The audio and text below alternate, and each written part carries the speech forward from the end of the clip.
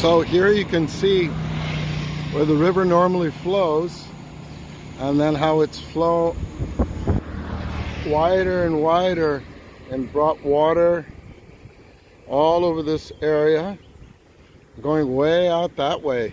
I don't know if you can see, but this whole area is full of water from the river. And it's moving a lot slower than the river is, which means that the bigger things that are in the water, the bigger pieces of dirt and sand, they are going to fall out here, and they are going to provide some nutrition to this land. You can see how good the land is. Look at the trees. They just love it.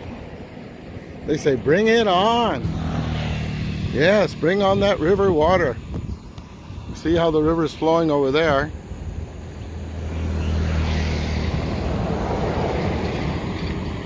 And then it's flowing much slower over here.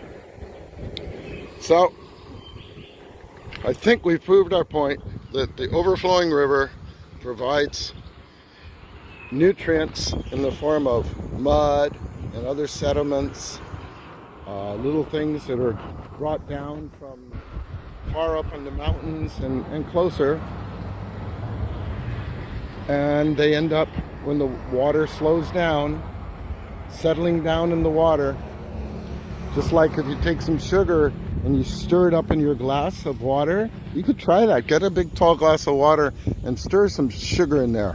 When you first stir it, you'll see it's all like floating around, but then pretty soon it's at the bottom of the glass. Your mom used to get bottles of, when she was a little 1.5-year or 2-year-old, and the sugar would all settle out in the bottom. We made this homemade, I don't want to admit it, but these were what we did, homemade milk for her to, it wasn't homemade, it was powdered. But then she'd say, is that enough sugar? And because all the sugar was on the bottom, she couldn't taste it, and she'd go, mas azúcar, mas azúcar. That's what your mom could say when she was down here in Mexico. Thought these businesses right along the border were built on fill. You can see this fill right here. They even use like almost like garbage. I've heard of them using coconut shells, empty coconuts, to like truckloads and truckloads of empty coconut shells, and they'll put them down and they'll put dirt on top of them and they'll pile them up really high, and then they'll build on top of that. Now you might wonder, well, before they had this border though, the levee, where did people build their houses? The answer is look, staring straight in our face, on the hill. Yeah, they built their homes on the hill. The river would never go that high. So that's where some of the oldest homes are. It's called El Cerro Grande, the big hill. And there's also El Cerro Chico, which is the small hill. Anyways, so we can see, even right here against the border, the river water we were looking at yesterday actually is right up to where this fill is. It's not flowing fast. It's barely just coming in here from overflowing the river. So I doubt that it will carry away the dirt that these buildings are built on. And then they built these dams. And the dams really control the river a lot until the dam gets full, and they haven't taken care of it good, and all that water has to be released too fast. And then we still get flooding, not here in Santiago, but down further, closer to the ocean. It will actually flood still, to the point where you can't leave those towns because the highway's flooded. So I'm back here at this river because I wanted to see if, after all these rains we're having, and there's tropical storms and hurricanes out there starting to form, I wanted to see if the river had actually gotten even wider than I was here when I was here a couple days ago. And also I'm getting a good exercise walk. It's about 9 o'clock in the morning here. But try and think about that idea again, that the river, when it overflows, it carries dirt and mud and little pieces of sand that washed off these mountains. They wash off and they flow down in little streams, and the streams become brooks and little rivers. And the water's rushing so fast, it just carries all that dirt along with it. And then at some point the water is barely moving, or it stops moving, like here. So if that water is full of mud and stuff, right now these lands are getting extra dirt and mud and sediment, and that's good for them. That provides nutrients. You know what nutrients are, like candy bars, chocolate, cake, Jello. No, those are sweets, which are nutrients, but no, these nutrients are ones that feed the roots of plants and help them produce their leaves so they can grow nicely, you see? And so the river is very important, and here these lands get replenished. But most of the lands now in Nayarit and this beautiful floodplain that's made out of two rivers, the River Santiago that you've seen, and then another river that's about, I don't know, 20 miles away. It's called the River San Pedro. They too, over the centuries and millions of years, fanned out and made this huge area that was just so great for farming. They didn't have to use fertilizer. They didn't have to do anything, just about anything. You put a seed in the ground and pretty soon you got a beautiful tomato or a stalk of corn or beans. But now they have to get bags and bags of fertilizer. Yeah, they have to buy fertilizer because the land has been ruined because it no longer is allowed to flood. This is a very important idea. You can keep this with you for the rest of your life, that by wanting to control the rivers, to have housing, and to make it more convenient to live, because flooding is a terrible thing when it happens. If your house gets flooded, it's really bad. But by wanting to control these rivers, they're ruining the farmland, and now they're dependent on making chemicals out of oil and stuff like that, which makes it more expensive to farm, and you're getting vegetables and everything else that's grown there made with chemicals instead of just natural sediments and things that would be in the land from the river. Yeah, so the people who don't want to have their vegetables grown with all kinds of chemicals and fertilizers, they pay extra and they buy what they call organic. Ask your mom, May, ask your mom, what is organic fruits and vegetables? What's the difference between organic meat or eggs or whatever and the ones that aren't? It may not be that big a difference. They might pretty much look the same, but they weren't grown and made the same way, that's for certain. And I do think there's more water flowing down here now. So I was here before, I could see the water up here, but I couldn't really see it flowing down. And now I definitely see the water flowing past this gate. So the river is still rising, in my humble estimation, and it's flowing faster.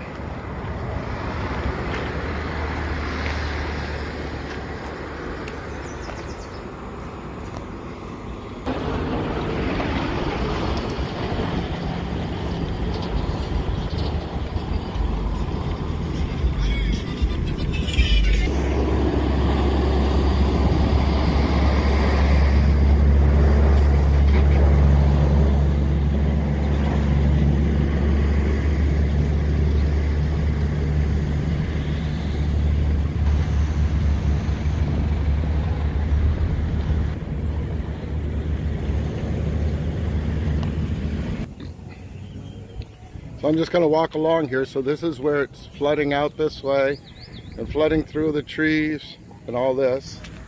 And then just keep walking. and we'll get to the main part of the river. Oh, by the way, this is like a fiber optic cable carrying all the internet.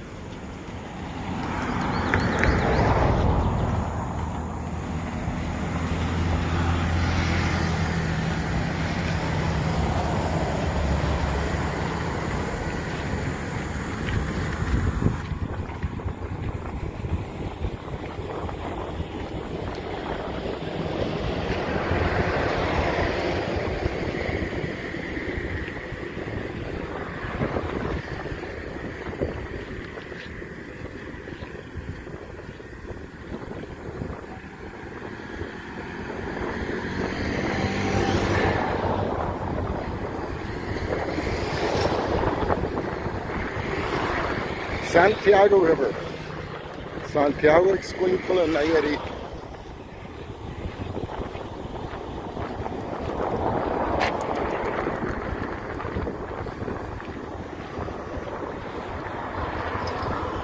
Takes a while to walk across this river, I'll tell you that.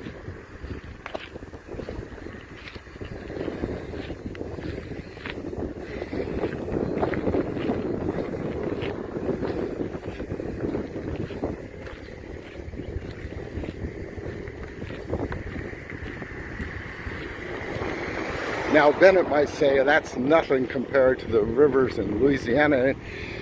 Well, probably right. The water coming off these mountains comes from different directions and it flows into two different rivers. So it's not all collected in like one massive river. We're almost to the other side of the river.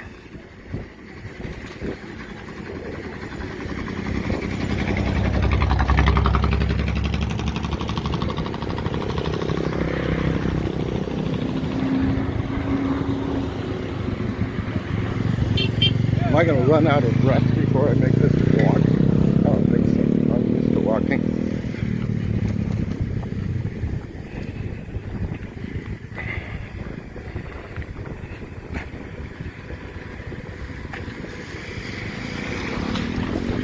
Okay, so now we're on the other side of the river.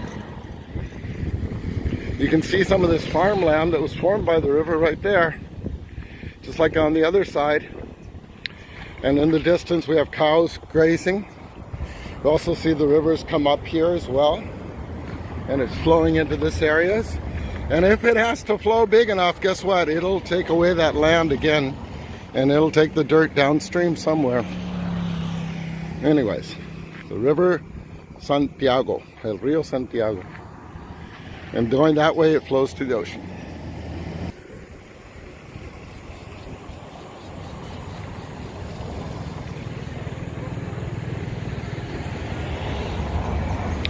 Pretty green, huh? I am always amazed by how beautiful the green is down here in Nayarit this time of the year. It's because of the tropical sunshine provides an incredible amount of energy for the plants to make their systems work.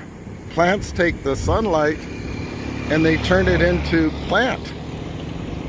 It's a complicated process, not terribly complicated, but it's pretty complicated. You'll learn about it when you take science classes, but just remember that plants take the gases that are in the air, carbon dioxide, they take minerals and things that are in the ground and nitrogen that's in the ground and other things, and with the sunlight hitting them, they make themselves plants, and then we can eat those plants.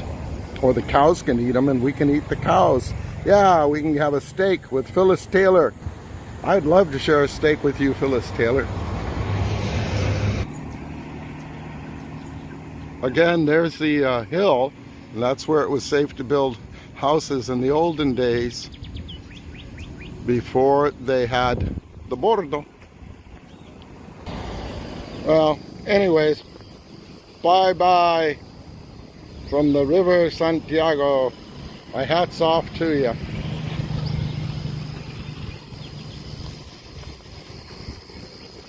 So I just want you to remember that all of this land came from a river which flowed back and forth, fanning itself back and forth, making new routes, going over new areas, and leaving mud and sand and little pieces of other stuff all over, and gradually it built up layers and layers and layers and layers and layers and layers of dirt, and that dirt is land, and the river took new routes, and that land stayed there, usually. It didn't get eroded again like it is here. And that's where we farm. That's our best farming land. It's much better than most of the land that they do farm on. It's only about 15% of all the land in the world is equal to this. All the land that is farmed is equal to this quality. So we have the river to thank for that. Thank you, River Santiago. Thank you for doing your job over millions of years.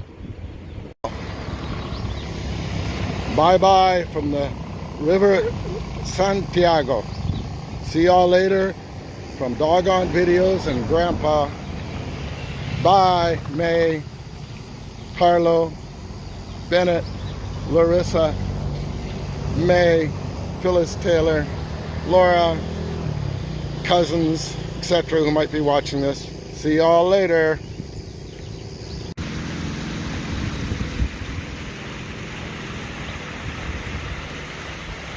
See, the river even carries down, well, this tree is probably knocked down. Yeah, this was a knocked down tree. It was growing here and it got knocked down. But over time, that tree will decay. It'll become little pieces of broken down, rotten tree, and it will be carried off by the river downstream, maybe ending up on the bottom of the river somewhere, maybe going all the way to the ocean. Hard to tell. But you see how muddy the water looks? That's because it's full of mud. And that mud, when the river goes slow, just falls down to the bottom of the river. Look at all the birds racing around. There must be something to eat here. They're all racing around there. Anyways, that's about it. Goodbye. Final goodbye from Doggone Good Videos, Grandpa's educational and entertainment video subsidiary of 3210. No, it's not true. We're not a subsidiary of anyone. Take care.